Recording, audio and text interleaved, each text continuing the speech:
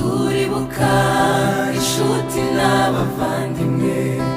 abo twabanaga muri iyi sari bazima imirimo bakoreye hano ku isi turayibona ikatubera urwibutso duhumure kuko abapfuye bizeye batarimbutse ahubwo basinziriye twizeye ko igihe kigiye kugera tugere turirimbana ari bazima duhumure kuko abapfuye bizeye batarimbutse ahubwo basinziriye twizeye ko igihe kigiye kugera tugere turirimbana ari bazima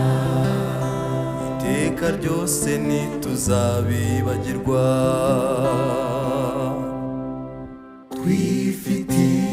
twifitiye amazu meza hakurya ya rwa ruzi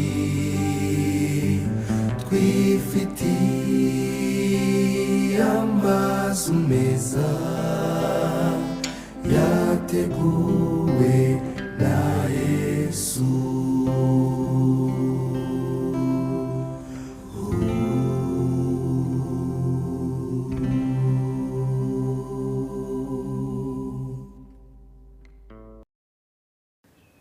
muri iki gihe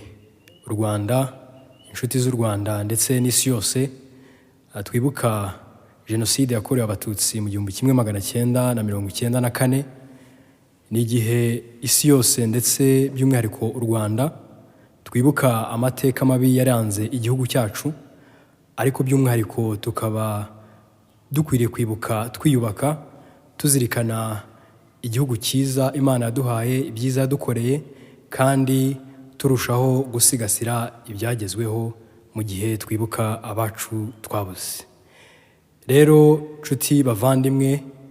mu gihe twibuka ntidukwiriye guheranwa n'agahinda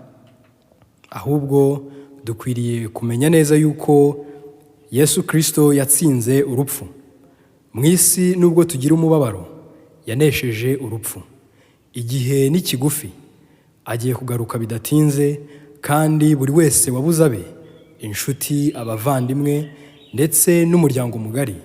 bose tuzongera kubabona mu gitondo cy'umuzuko urupfu rwaratsinzwe ntidukwiriye